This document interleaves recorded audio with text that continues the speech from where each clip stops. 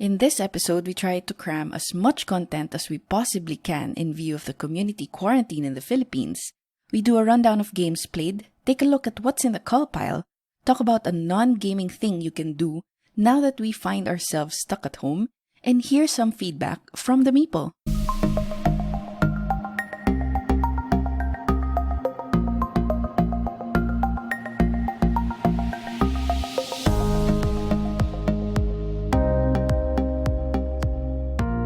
Hello everyone and welcome to episode 17 of On Deck, a podcast about my tabletop gaming journey in the Philippines.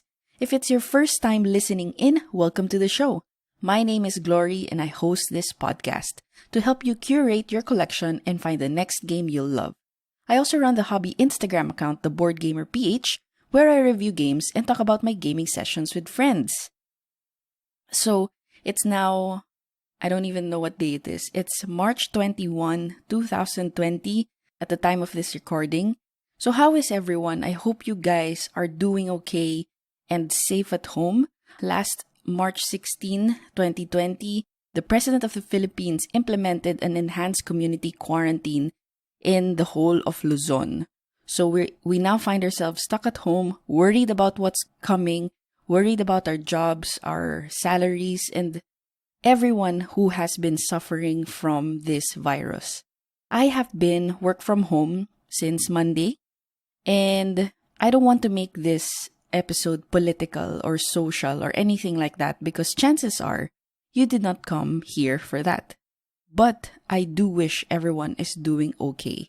I also feel for all the businesses that are affected by this, especially I mentioned in my previous episode that I have gotten in contact with some of the FLGS in Rome, and they have all been very nice. So I've been following them on Facebook, and one of the FLGS there actually posted that they will be going out of business because of the lockdown in Rome.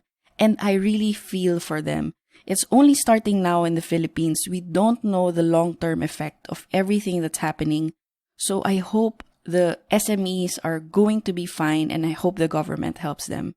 In general, I feel bad for everyone affected by this. I feel bad for myself. I feel bad for you guys. I feel bad for everyone. Big concern or small concern, we are all affected by this pandemic, and I share everyone's sentiment, hoping that this ends soon.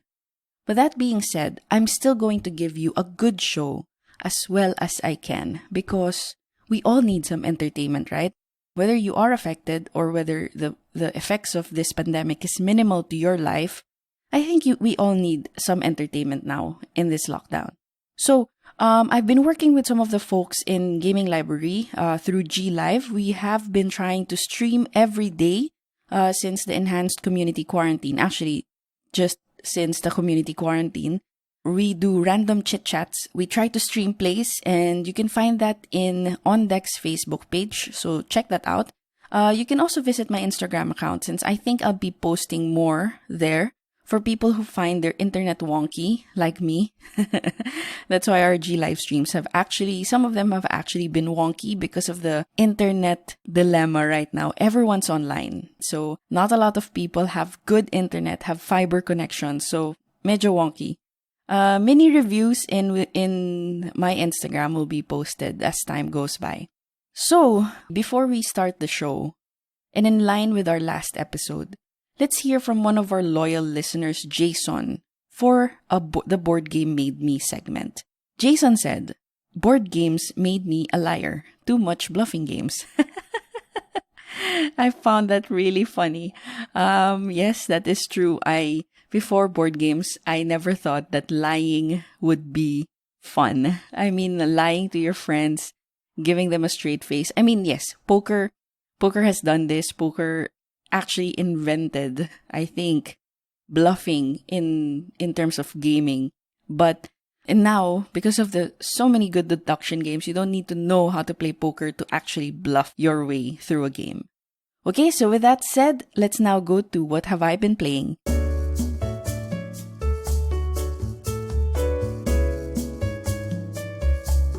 So I highly suspect that the next episode of On Deck will have a considerable shorter what have I been playing segment because G Live every Tuesday night is suspended until further notice, of course. And I haven't been doing a lot of gaming lately since the quarantine. But that said, I have still, before the quarantine, I have played a couple of games. So the first one is Lost Cities. Lost Cities is a hand management set collection game for 2 players from Cosmos. It's part of the Cosmos 2-player series that I love so much. In this game, players are archaeologists going on expeditions, and the goal of the game is to be able to successfully launch archaeological expeditions and gain the most points.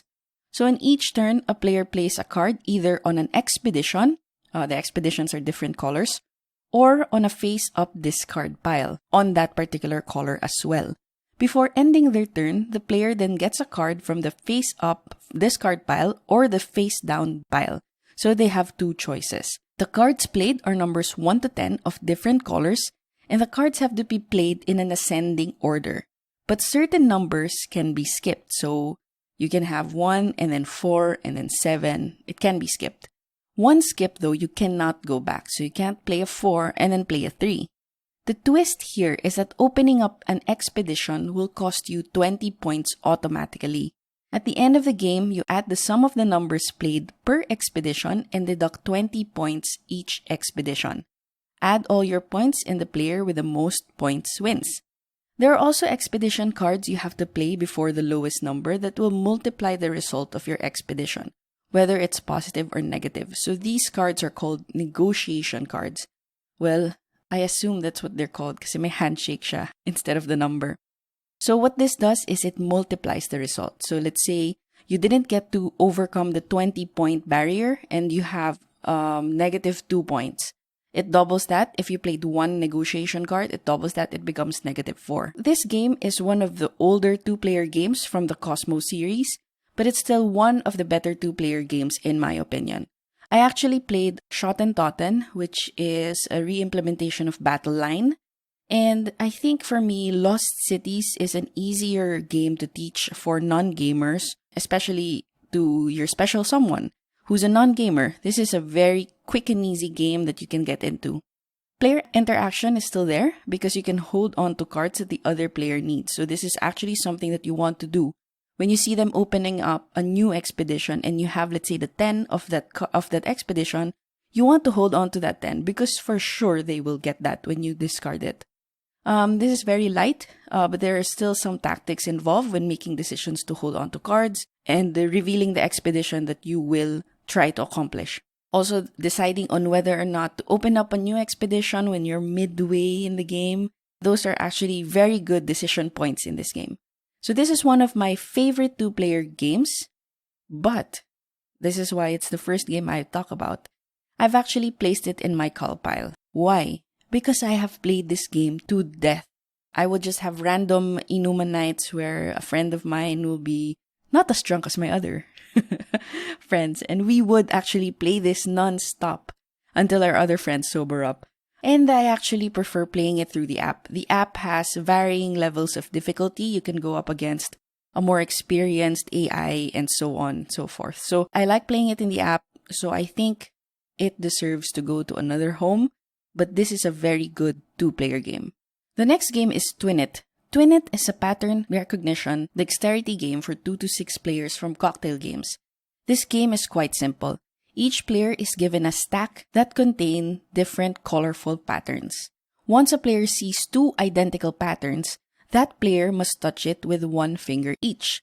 You can also play it with teams wherein one teammate places 1 finger and the other teammate must place 1 finger on the identical pattern. If other players place their finger on the pair before the other teammate does, the point is not earned and the card is flipped. First team to get 3 points, or 3 pairs. 3 pairs wins the game. The patterns in this game is very unique and easily confusing for some people. It's actually very millennial. The artwork is very millennial, very quirky. It's just a ton of fun and a good game for visual people. If you have friends who are very visual, maybe creative designers or something like that, this is a good game for them. But if you're not a visual person, or you're colorblind or easily confused with similar patterns, you won't do that well. But I still recommend picking it up if you play with a lot of visual people or if you like dexterity games.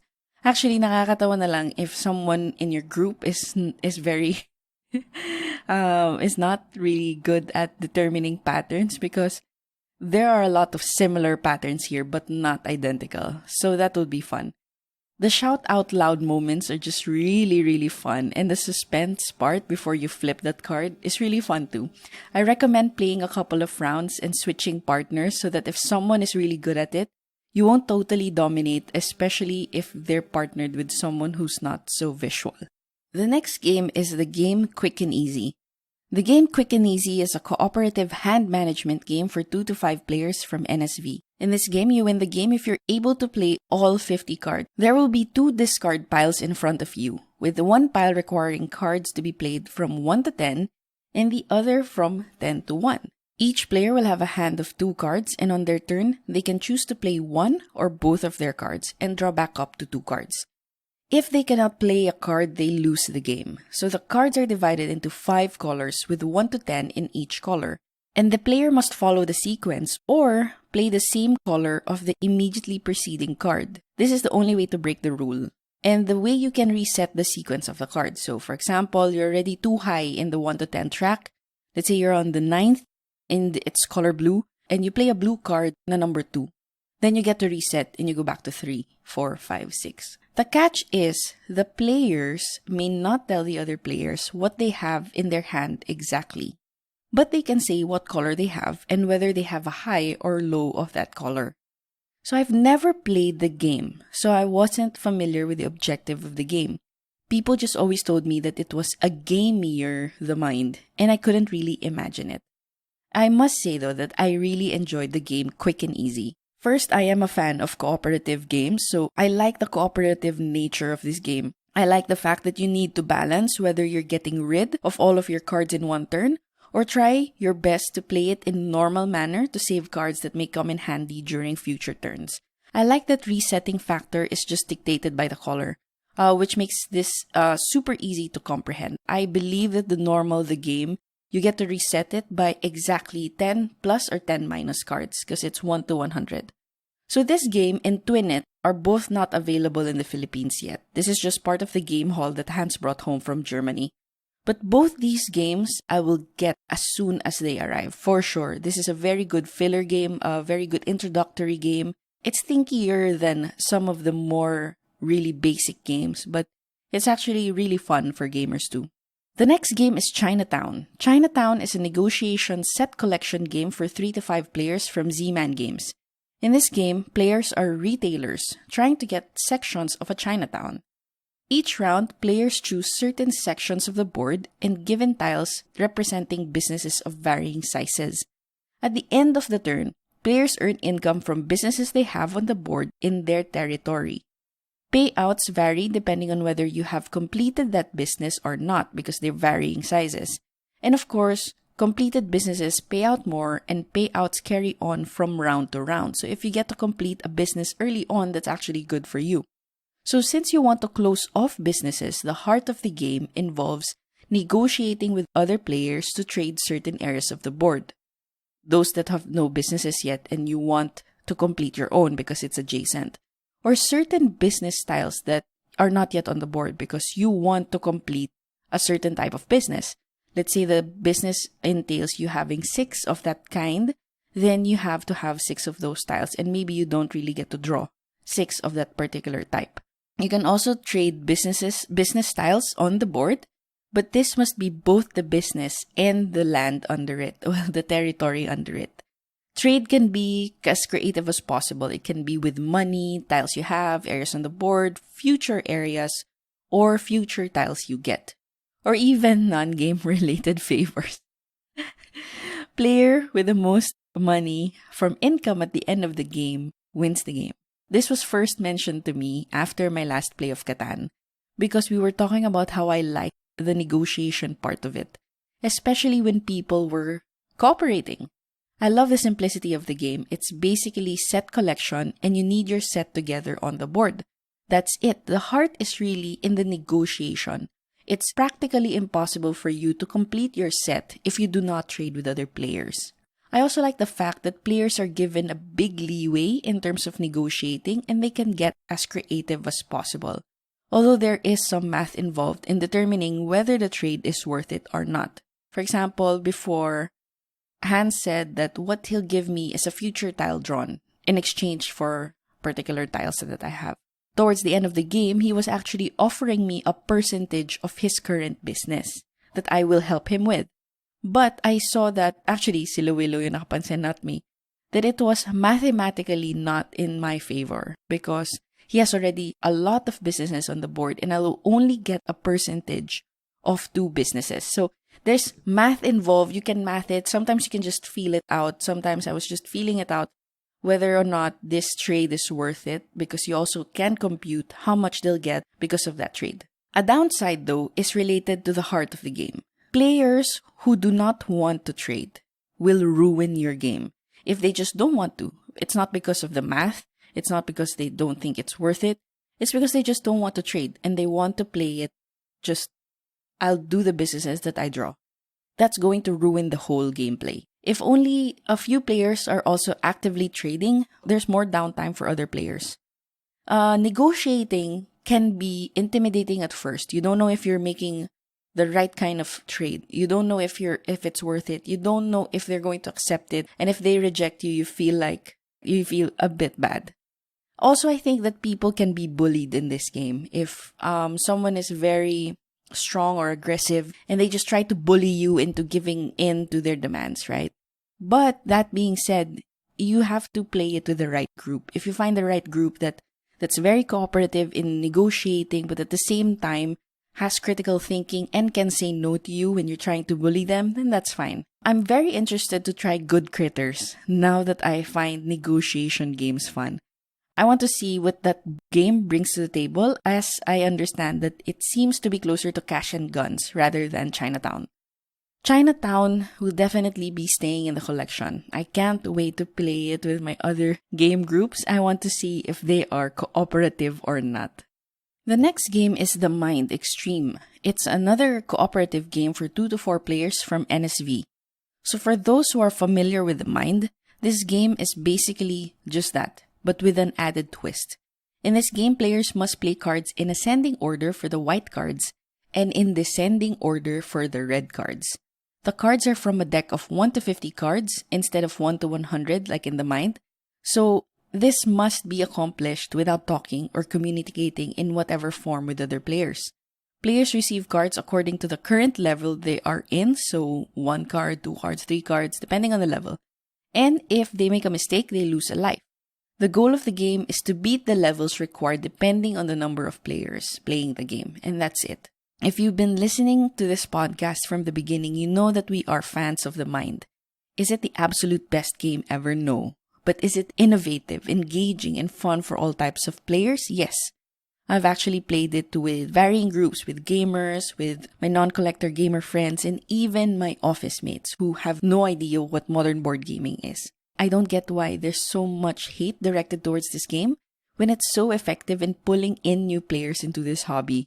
During our last planning seminar, I played this with 40 people. What I did was I grouped them into 4 teams, and it was very successful.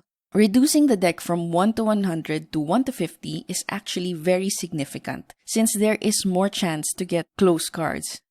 That's the more exciting part of The Mind when you have, let's say, 24, 25, 26, 27 spread out amongst the players, and it's just a matter of playing the right card. At the same time, even if it's more difficult now, it's more fun.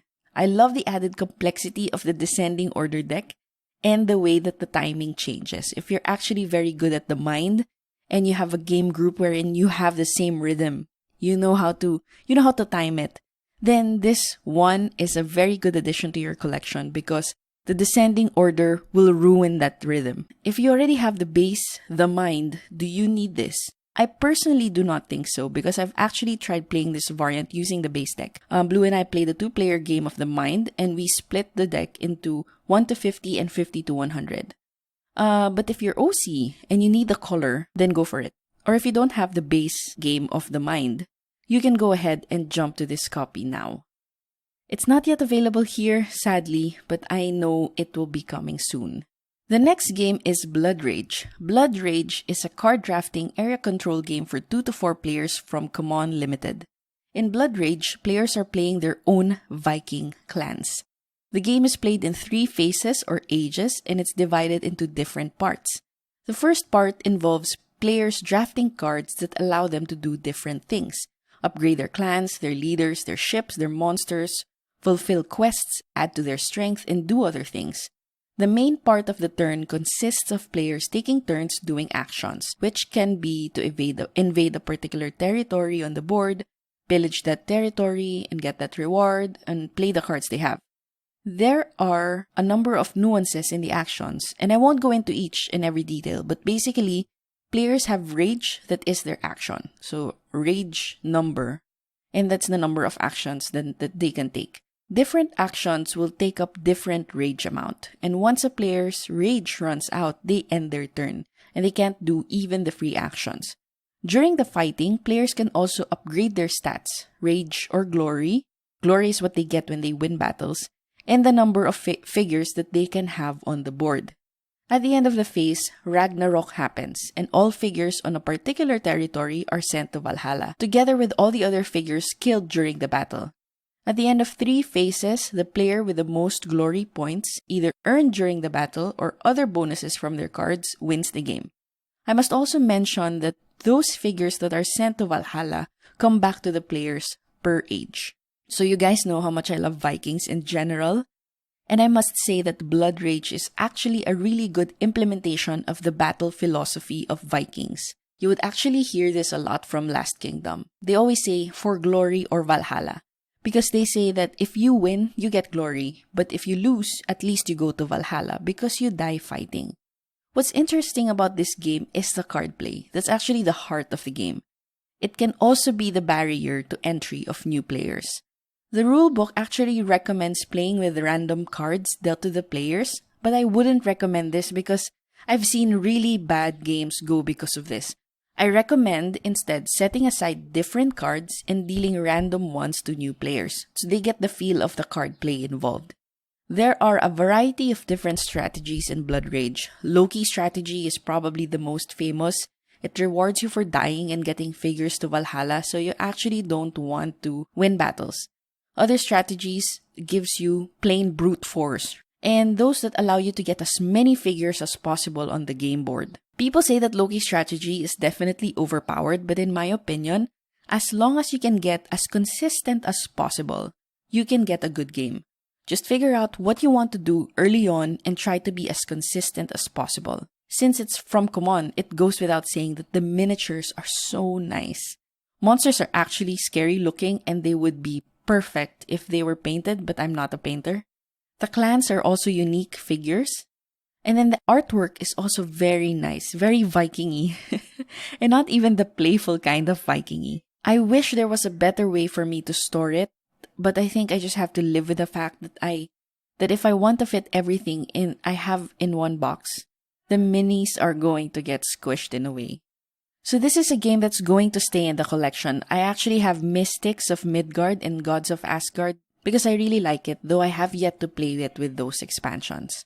The next game is Hanamikoji. Hanamikoji is a card game for 2 players from Emperor S4. In this game, players are trying to win the favors of geishas by making certain offerings to that geisha. So in the game, players have a hand of cards representing the offerings they can make. The geishas are arranged in a row with varying amounts. And instead of playing it directly on the geisha, the players have 4 sets of actions.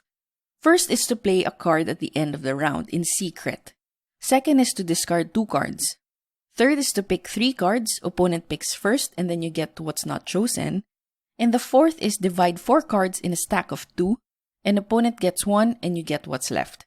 At the end of the round, if a player is able to gain the favor of 4 geishas or a total of 11 in value, that player wins. And how do you gain the favor? You have to have played the most number of cards on that geisha. As I mentioned in episode 14, this game is probably my favorite 2-player game. I love the level of thinking because you're limited to the 4 actions, but the thinking required when to play that action. So when to play that action and what cards to give to your opponent, that level of thinking is so deep. I love how unique it feels. It's not just the theme. I think there are a lot of Japanese geisha themed games, but it's the I split you choose mechanic. I know New York Slice is like this too. It doesn't feel like that. In New York Slice, it's really just, I'm gonna cut this up and you guys pick. I pick last. That's it. But here, there are different variations of the I pick you choose, I split you choose mechanic, right? There's the 3 cards wherein I lay it all out. You get one, I get the rest. And then there's the 4th action. I also love the artwork in the game and how it's so easy and it's so portable. If you want something that's more of a step up from Lost City, Shoten Totten, and even Love Letter, you have to try and get this game. It's actually not that readily available here in the Philippines. I know Gaming Library had stocked up. I know Geekbox had stocked up, but it's not like Love Letter where it's everywhere. And I know that they rethemed this game because some people felt like the geisha theme was a bit offensive, but I didn't think that the game reflected any kind of negativity towards the geisha, so I'm okay with the theme. The next game is Downforce. Downforce is a racing betting game for 2 to 6 players from Restoration Games. In this game, the goal is to get the most money. You get money by your place in the race and by betting on the right car to win the race. The game starts with an auction to determine who gets what car and what power, because special abilities are auctioned off with the car. Whatever you bid in the auction gets deducted from your overall earnings at the end of the game. During the game, players take turns playing cards that advances some or all of the cards on the track. As soon as one car crosses a particular line on the track, the players bet on which card they think will win. Game ends when all players finish the race or when the remaining players can no longer play cards. Players then total their winnings depending on their place in the race as well as the place of the cars they bet on, deduct their bid price, and the player with the most earnings wins. I must say that this is probably my most played game in 2019. I picked this up because I wanted a racing game that didn't take long and accommodated a good number of players because this is up to 6 players. I wasn't actually expecting anything, but this game turned out really good. I remember the first time I played this, I played it with some of my law school friends and we were just looking at one another and we were actually flabbergasted by the fact that this game is actually so good. What makes it good is that you have the ability to move the other players' cars and actually block them during your turn. Not winning the race, though, is not the end-all be-all because there is that betting aspect. And I think that they were able to find the middle ground in this game wherein you want to win the race, but at the same time, you want to bet on the right car. So if you don't win the race, but you bet on the right car, you can still win the game. I like this so much that I got all of the expansions for it. The Danger Circuit expansion had additional powers and map rules, so there was the looping things wherein there was an intersection where you can actually block off other players. And there's also the dangerous terrain where may mga lubak-lubak. So you actually move slower and you can't stop on the dangerous part. The new map though actually has a really good mechanic wherein there's a ramp where if you play the exact speed card for that ramp, you get to take on the ramp and go far, far ahead. So it's actually, I think, a faster game. The other side of that map has something to do with animals crossing. So whenever a new player gets on a particular part of the board, an animal will will appear and will block off certain areas of the map. So actually, it's very polar opposite, the new expansion, because the first side of the board actually makes the race faster, in my opinion, and the other part makes the race slower. The art is also very, very vibrant and nice. I actually want to replace the cars to make them Hot Wheels because I think that's the only thing lacking in this production. If you're looking for an easy game to play with friends and you want a racing-themed game, this is a must-buy for me. I prefer this game over Camel Up because Camel Up can feel a bit more random and more on the betting aspect. Bet on the overall winner, bet on the overall loser, and bet on the per leg winner. It's really just about the betting. But Downforce is really more of changing gears down the road. The next game is Broom Service. Broom Service is a hand management and sort of pick up and deliver game for 2 to 5 players from Aliyah. In this game, players are delivering potions throughout the realm in 7 rounds. Each round, players will pick a set of 4 cards to play during the turn from a set of 10 identical cards. So, you have identical sets per player. When playing their hand, the player must declare whether they are a coward or a brave one. Coward actions let you take the action immediately, but if you declare to be brave, you have to wait for everyone to take their turn and see whether there are any other brave players with the same card. Because if there is, your move gets cancelled and is given to the last brave player. Why do you want to be brave? Because brave actions are way better than coward actions. Cards are divided into different possible actions: moving throughout the board, getting resources, removing clouds on the board that give you endgame bonuses, and delivering potions. So players do this for 7 rounds, and at the end of the game, the player with the most points, plus endgame bonuses from the clouds removed and resources left, wins the game. I must mention that this game is a Kennerspiel des Jahres winner. What is Kennerspiel? Kennerspiel is the Connoisseur Game Award rather than the Family Spiel des Jahres Award. This is actually a remake of an older award-winning game, which is Brew. But that being said, those are just about the game. I really enjoyed this game. I love the bluffing aspect where you want to take a risk of being the brave player. You want to see whether they did pick one of those cards, because if they did, they have to play it. Chances are they will declare to be a brave one if they went after you. So you want to see whether that card that you're playing is actually beneficial to any other player who will go later than you. If it is, then you'll declare to be a coward one. But if you think that they won't play it, then you can actually declare to be the brave one early on. I also like the Bewitch cards when you're playing with less than 4 players because it gives you -3 points if you play that particular card. So it limits your ability to pick from your 10 cards.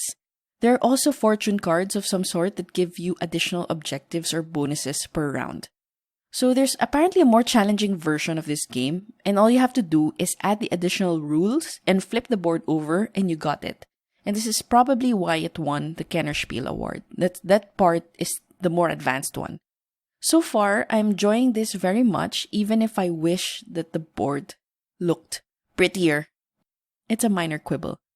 I'm also planning to pick up the card game. Actually, I did already. It's just that it's quarantine, so I can't get it. I heard that it was a quicker and easier Splendor, and it just focused on the coward and brave bluffing aspect of it. I also like the fact that you can go against your decision or your internal instinct to declare that you're a brave one, even if you're the last person to play. Because you don't want to go first. Actually, going first in this game isn't that beneficial because it's hard for you to declare that you're the brave one if you're the first one. Therefore, you don't get the better actions. So the last game in this What Have I Been Playing segment is Taverns of Tiefenthal. Taverns of Tiefenthal is a deck-building dice allocation game for 2 to 4 players from North Star Games, and designed by Wolfgang Warsch. In this game, players are running their own taverns. During the game, players will play cards until their taverns are full, and you want to draw more cards, meaning delay getting their taverns full of visitors, because other cards in your deck can be used to improve your tavern and the resources you get during the game. After drawing cards are done, players roll a set of dice and pass this around. Dice are then used or allocated to the visitors to fulfill their order, or to other parts of the tavern that basically lets players earn more money to buy more cards or improvements to their taverns. And beer, which they can use to buy more visitors and nobles, which earns them points at the end of the game. There's also a bonus track that lets player get one-time bonuses as the game progresses. At the end of the game, the player with the most points from their cards wins the game. There are so many things about this game that I like, and I'm not usually a fan of deck-building games. I'm really not. Deck building here is just a piece of the puzzle. There's the dice allocation, so even if you did not get to maximize your deck, if you get good rolls, you're good. I also like that the game, out of the box, comes with 5 modules that you can include one by one. People have been saying that module 5 or even module 4 is actually the more complete and fulfilling version of the game, but I'm having fun with just the basic set so far. The game is very, very thematic, and I imagine it to be very intuitive. Like, I believe there's a guest book, there are schnapps. I also like the fact that new cards purchased go on top of your deck, so you get to draw them immediately instead of waiting to draw them. People compare this a lot with Quacks of Quedlinburg, which is another popular title from the same designer. But aside from the simultaneous play, drawing tiles, and drawing cards, it's a totally different game. Quacks is a more push your luck game, which means that if you do push it, you can get significantly less than those whose pots did not bust. Here, there are mitigation stuff that you can do to still maximize your turn. Taverns is a gamier game, definitely. And unlike in Quacks, where there's the anticipation and excitement, there's more strategizing involved here. So the question is there room for both in your collection? And my answer is a resounding yes. I actually have both of them. They don't feel alike. I played both Quacks and Taverns with Blue, actually just one day apart, and she said that it's very different and she likes both of them. I also like the theme of running your own tavern. I find it unique. During the interview of Gaming Library with Wolfgang Warsch, he actually said that this is the only game where the theme came first rather than the actual gameplay. Because he was in UK and he wanted a game about running pubs, right? Because there's a lot of pubs and taverns there in UK. I cannot wait to play it with the other mojo to enhance the gaming experience, but I think I need to be able to teach it again and again so that I'm not missing anything and I know that I've already mastered the rules so that I can effectively teach the additional modules. So those are the games that I've recently played. Let's now go to a new segment. What's in my cull pile?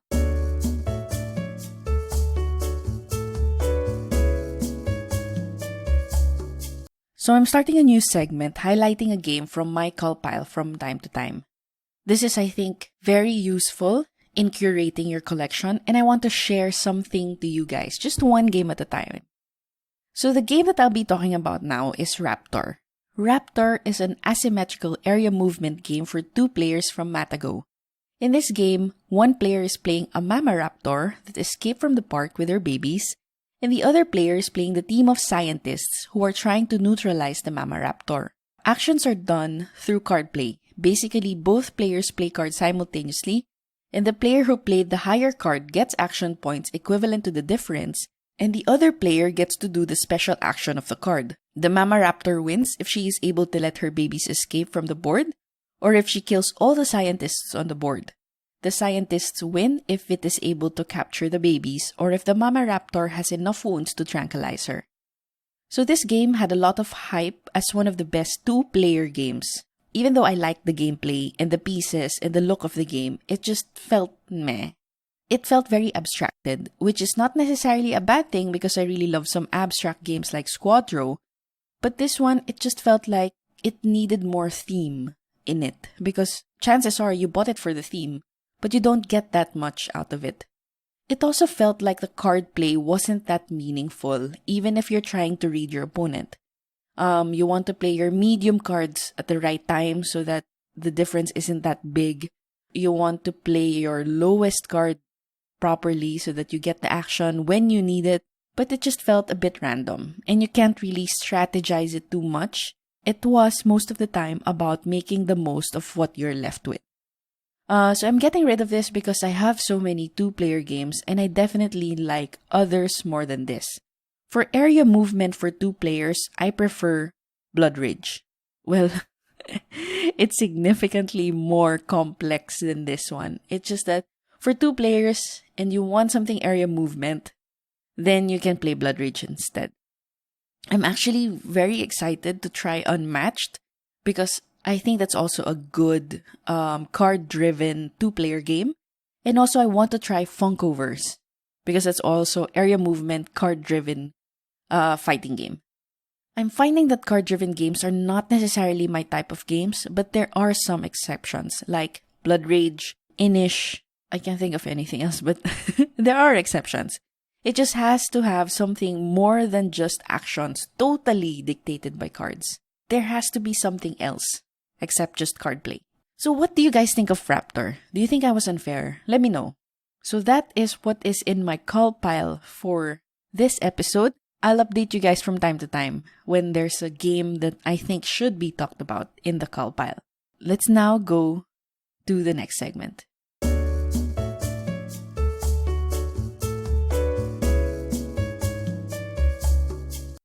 So I wanted to do a quick segment on what to do during lockdown. I see a lot of posts from people asking what games to play remotely, like via Skype or Zoom, BGA, Tabletopia, etc. What games can be played solo or with 2 players? We actually did this chit-chat in G Live. And even how to get your non-gaming family into gaming. But for those living alone and can't go out and play, and those who have wonky internet who can't go on BGA, that's a rhyme, and those who aren't really into solo gaming, what do you do now that you have some free time so you don't go insane in lockdown? Like what's happening to me right now. For me in particular, I have grown increasingly busy in the past months, so I find myself always wanting some free time. So even if work has not ceased for me, I am looking forward to doing some gaming with my sisters. They can handle a bit more complexity than usual, so I've actually taught them Wingspan, Godfather, other worker placement games, and they can handle it. But also, I am looking forward to doing some of the things I'll be talking about now. So non-gaming related board game hobby, things to do during a lockdown. Sobrang haba na. First one is to organize your games, okay? This is something that I do very often. I usually bust out the game, even if I have no intention to play it. I take out the wrapper, and then I sleeve them, and then I bag them. I try to arrange them according to player components and what's in the expansion, what's in a module. I try to organize them as soon as possible. But since I have been busy, there are a couple of games that have already been on the shelf but haven't been organized yet. So this is actually something that you can do now. I also have some folded spaces inserts here. It takes a while to make them. Sometimes just gluing them together takes me around 3 hours because I'm very OC and I want to press every little corner. So I've stopped making it. I have one that's for Scythe and for the Scythe Rise of Fenris and all the other expansions. And I have another one. I just can't remember which one it is. So I think I'll be able to do that now. Also, you can arrange your shelf. For some people, they actually just arrange their shelves depending on how it can fit more games as possible. So this is something that I've done, but I'm very OC with my shelf. I try to group stuff together even though I try to follow this general rule. I'm actually good on that end, but this is something that you can do. Also, you can bust out expansions and try to find a way to fit them in the base game box, right? So those are the things that you can do. Organizing your games. The next one is arranging your cull pile. This goes hand in hand with organizing your games. I actually have a master file of my games, which includes those that I have on pre-order, their SRP, my rating, in a separate sheet for my cull pile. I highlight it, then copy-paste it to that sheet. I mark things over weeks. So every week I open that master file. I mark things that are nanganganib to be in the cull pile. And I think about it over the next couple of weeks. And then at the end of let's say a quarter, I collate my big cull pile and then I just broadcast that to everyone I know. This is separate from my BGG collection, which I also update from time to time. Actually, every time I update my master file with my new games purchased, I also always update my BGG, make sure I have my rating there. But I don't log plays. Even though I'm OC with my master file, I don't log plays. You can organize your call pile because it's actually quite difficult. But I think finding better homes for games that you don't play is a worthwhile task and also prevents you from accumulating so many games that don't get played. So, maricondo your board game collection. I think that's something that you can do during lockdown. The next is learn games from your shelf of shame. I'm actually guilty of this because of G Live. I've gotten so used to Luke explaining a game to me. What I do is I suggest games that I haven't played so that Luke teaches it to me. And then from there, I know how to play it. I know how to browse through the rule book really quickly when I want to play it with my other game groups. And it has actually helped me get rid of a significant number of games that is in my shelf of shame. But now that I'm planning game days with my sister, I mean, it's a month-long quarantine, I want to prioritize games that I haven't played. This means that I have to study the games. Okay, so you can also make an elaborate learning of the game by doing one run of the game by yourself while you're learning the rules. I also plan to reread the rule books of Game of Thrones and make sure that I am readier for our next run of Game of Thrones. And just downloading the rule books online, putting it in your iPad or on your phone, and you can just do a leisure reading of the rule books. You can also watch it played now that you have some free time. If you don't want to read the rules during your free time, but you want to have a brief overview or at least an idea of how the game plays, you can watch Rodney Smith and watch it played. In connection to that, number 4 is watch content and prioritize your wish list. Because you have some free time, you can actually watch more content. You can also curate your wish list, which I feel is also an important endeavor, so you're not buying blind. You can watch playthroughs of games that you want, you can watch more than one review, and you can arrange them in such a way that you prioritize games that you really like.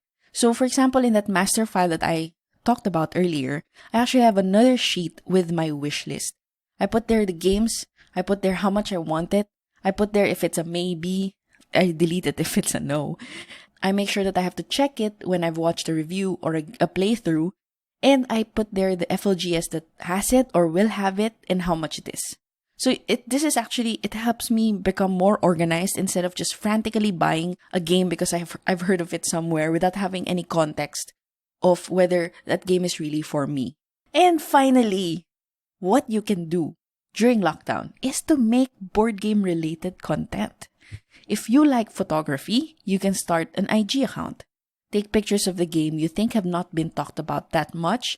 You can actually follow a lot of board game content creators. In IG, there's a community there, and you can see what the games are usually talked about. And if you want to highlight something that isn't really talked about, then you can do so. If you like making videos, you can start a YouTube channel. You can teach games in Filipino. If you teach a game really well and you think you can actually teach a game in Filipino and be more contextually relatable, then I think you should do it. No one has been doing it, right? I don't think so. If you like speaking, you can start a podcast. You can just record some stuff talking about your favorite games. Just go one by one. Just 10 minutes talking about this game. 10 minutes talking about this game.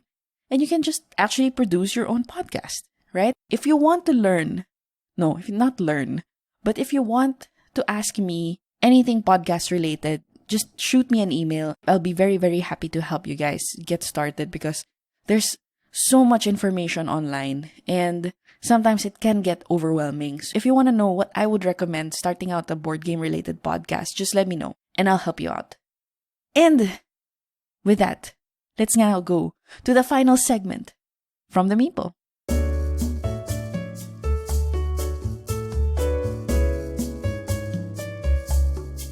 So for this segment of From the Meeple, we're going to reach into the mailbag. I have gotten back to the people I will talk about here offline, but I mentioned that if there are questions that I think will benefit more people, I'll try to mention it here in this episode. Ria asks, in response to a Ticket to Ride post I did a while back, do the different maps feel different?